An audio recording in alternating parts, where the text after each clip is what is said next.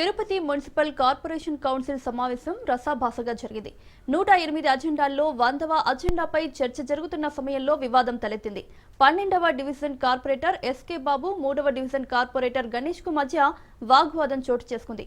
ఇదే సమయంలో ఎస్కే బాబు సమీప బంధువు గణేష్ పై దాడి చేయడంతో వివాదం ఉధృతంగా మారింది. దీంతో వైసీపీ ఎంపీ గురుమూర్తి, ఎమ్మెల్సీ సుబ్రహ్మణ్యం కార్పొరేటర్లు నిరసనకు దిగారు. ఇదే అంశానికి సంబంధించి నిరసనకారులతో మా ప్రతినిధి Narayana Reddy face to face. Tirupati municipal corporation సర్వసభ్య సమావేశం ఈరోజు కౌన్సిల్ సమావేశం రసాభాస జరిగింది. దీనికి సంబంధించి అంటే ప్రజాస్వామ్యబద్ధంగా ఈ యొక్క సమావేశం జరగలేదని చెప్పి వైసీపీ కార్పొరేటర్ అలాగే ఎంపీ ఎమ్మెల్సీ గారు కూడా ఈరోజు నిరసనకు దిగారు. ప్రస్తుతం మనతో వారితో పాటు ఉన్నాం, వాళ్ళని అడిగి తెలుసుకుంటాం. సార్ చెప్పండి, అంటే మున్సిపల్ కార్పొరేషన్కి సంబంధించిన కౌన్సిల్ సమావేశం ప్రజాస్వామ్యబద్ధంగా జరగలేదని ఈరోజు మీరు నిరసన తెలియజేస్తున్నారు. ఎందుకు, ఏం జరిగింది? దీనికి మీడియానే సాక్షి, మొత్తం ఎంటైర్ కౌన్సిల్, మీడియా ప్రతినిధులు అందరూ ప్రత్యక్ష సాక్షి. సో ఇదే సెనెట్ హాల్కు ముందు డిప్యూటీ మేయర్ ఎలక్షన్ జరుగుతున్నప్పుడు మేము ప్రయాణిస్తున్నటువంటి బస్సు మీద దాడి చేసి కార్పొరేటర్లని అపహరించడం జరిగింది. మళ్ళీ సేమ్ ఆ ఇన్సిడెంటు బయట జరిగితే ఈరోజు కౌన్సిల్ సమావేశ మందిరంలోనే మా వైఎస్ఆర్ కాంగ్రెస్ పార్టీ కార్పొరేటర్ మీద కూటమికి సంబంధించిన నాయకుడు యొక్క అనుచరుడు లోపలికి వచ్చి దాడి చేయడం జరిగింది.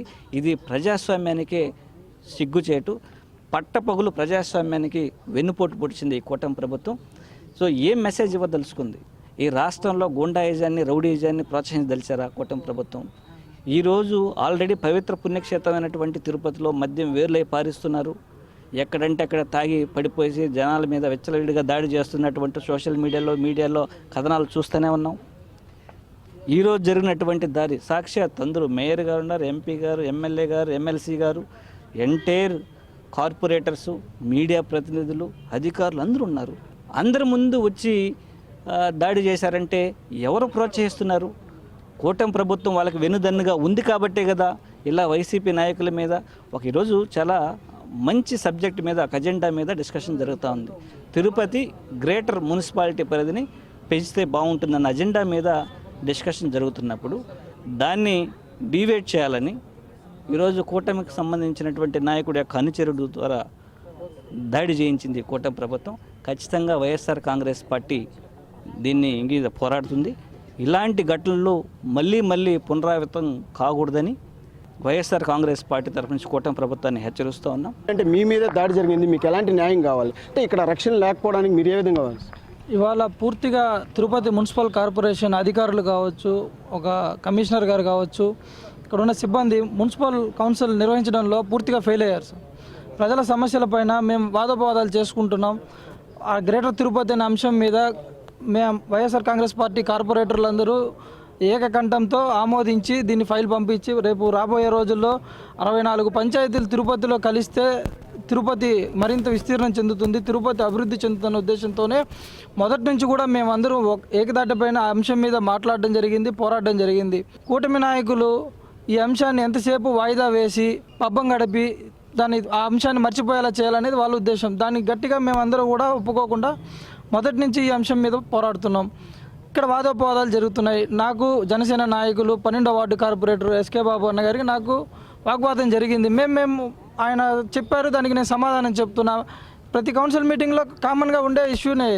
కార్పొరేటర్లు ఒకరికొకరు సమాధానాలు చెప్పుకుంటూ ఉంటారు. ఇష్యూ వచ్చినప్పుడు గత ప్రభుత్వం గురించి మాట్లాడినప్పుడు గత ప్రభుత్వంలో మాస్టర్ ప్లాన్ రోడ్లు వేసాము, పార్కులు డెవలప్ చేసాము, చెరువులు కూడా నీట్గా డెవలప్ చేసాము, వాకింగ్ ట్రాకులుగా ఒక గ్రౌండ్ తీసుకొచ్చాము. ఇన్ని తెచ్చి మేము మా ప్రభుత్వం గురించి మేము తక్కువగా మాట్లాడినప్పుడు మేము ఖాళీగా ఉండలేం కదా. దాని గురించి సమాధానం చెప్తున్నాం పూర్తిగా. ఇతను ఎవరో కానీ ముందుగా ప్లాన్డ్గా అతని కూటమి నాయకులకు సంబంధించిన వ్యక్తి లోపలే ఉన్నాడు. ప్లాన్డ్గా మేము మాట్లాడేదాన్ని ఆపాలా అన్న ఉద్దేశంతో ఎక్కడి నుంచి వచ్చాడో వచ్చి నేరుగా దాడి చేయడం జరిగింది. అంటే మా సమస్యల్ని కౌన్సిల్ సమావేశంలో ఇతరులకు అనుమతి లేదు, మరి అలా ఆ వ్యక్తి ఎలా వచ్చా అంటే భద్రత ఏ విధంగా ఉంది? పూర్తిగా ఫెయిల్ అయినారు. ఇవాళ కౌన్సిల్ నిర్వహించడంలో మున్సిపల్ సిబ్బంది, అధికారులు ఒక ఐఏఎస్ నిర్వహిస్తున్న సభలో ఇలాంటి జరిగిందంటే పూర్తిగా వాళ్ళు ఫెయిల్ అయినారు.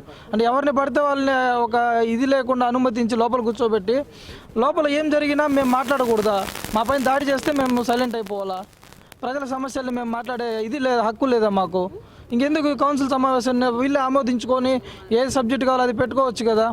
అంటే వార్డు సమస్యలు కావచ్చు, తిరుపతి సమస్యల గురించి మాట్లాడితే దాడి దిగుతున్నారు. దీన్ని ఎట్లా తీసుకోవాలి? మేము ప్రజలకి ఎలాంటి మెసేజ్ ఇవ్వాలి దీని మీద?